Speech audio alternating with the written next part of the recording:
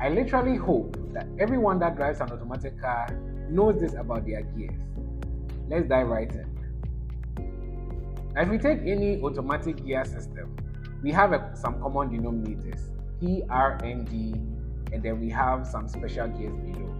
Now, let's quickly go through. P stands for park. Now, once you select park, it locks your transmission. And when your transmission is locked, at this point in time, no power is being transferred from the engine to the road wheels. So anytime you press the accelerator, the car doesn't go anywhere, even though you still feel the gas being pumped. Now, the park is also where everything starts and where everything ends. So, for the modern automatic vehicles, if you end your trip and you forget to shift your gear to park, it won't allow you to remove your key. So, you can do this. I know some of you learned this the hard way. So, you're in a hurry, you get to your destination, you're quickly trying to turn off the engine, and then the key seems to be stuck. One of the main reasons is because your gear is not on park yet. Now, automatic cars are slightly more intelligent than manual cars because of the level of programming that goes into it. And these are the key features that make automatic cars slightly more intelligent. In the mind of the car, you only park before you remove your key. So if your gear is not on park, the car will not allow you to remove the key. Now, if you look at the old versions of automatic cars, yes, they would allow you to remove your key, all right. But when you come back to start the vehicle wouldn't start. So you have to remember to first shift your gear to park before you start your vehicle. So you can put this to the test and then shift your gear to anywhere other than park and try to start your vehicle. Now, if it is in neutral, it would start. Reason being that at neutral, the engine is disengaged from the road wheel. So yes, the car would allow you to start. However, with the modern automatic vehicles, if your gear is in neutral, the vehicle will not allow you to remove your key. However, if you start, it would indeed start. So pay close attention to these things anytime you are using your automatic vehicle. Let's move on to the next one, which is reverse. Reverse just aligns your gears to rotate the wheels backwards. Then neutral. Neutral disengages the engine from the road wheels and then allows the car to move according to any external force that is applied on it. And it is mostly used when you are towing your vehicle. So usually when your vehicle is being towed, you need to free the tires so that the towing vehicle can drag your vehicle along. Or let's say you are stuck in the middle of the road and your engine is refusing to start, you can shift it to neutral and get some people to help push the vehicle off the road. The similarity between park and neutral is the fact that in both states, the engine is disconnected from the wheel. So even if you accelerate, the car wouldn't move. But one major difference is that with the park locks your transmission and puts a lock on your wheel. So at the end of the day, your tires become stiff and would not move either forward or backwards, even if you push it. Now, the lock is not too strong. If you force it, it can break and cause serious damages to your gearbox. So be sure to stop your vehicle completely before you shift to park. Then we have the drive. Once you select drive, it aligns your gears to rotate the wheels forward. And as you accelerate, the car is able to go faster and faster, changing from first to fifth gear as you drive along.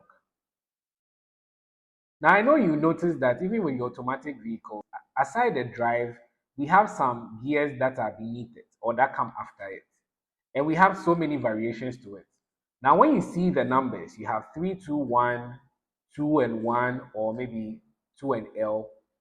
These are all standing for lower gears.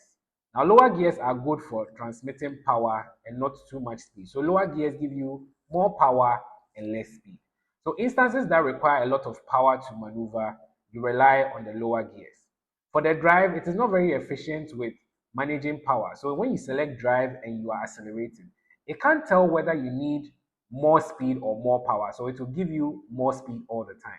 So, the lower gears are there to give you basically more power when you need it to. So you usually need power when you are climbing a very steep hill, when you are dragging a huge weight, or let's say you are towing someone's vehicle, etc., etc. And even when you are descending a very steep hill, you need power to descend slowly. So these are instances where you need power. You also have the S gear. S gear stands for sports mode. Now there are a few variations from one vehicle to another with the sports mode. So be sure to read the manufacturer's manual when it comes to the use of the sports mode. But sports mode generally goes with speed. So usually as you accelerate, the gears tend to pick up much faster and it gives you a very strong boost. It is not meant to be used for long periods of time. Otherwise, it will consume all your fuel.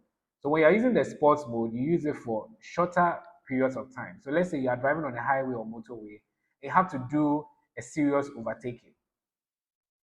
You are driving on a highway or motorway, you have to do an overtaking at top speed. If the person in front of you is also equally going fast, once you shift to the sports mode, it gives you that boost where you can quickly overtake and then get back into your lane. Now, the B stands for engine braking.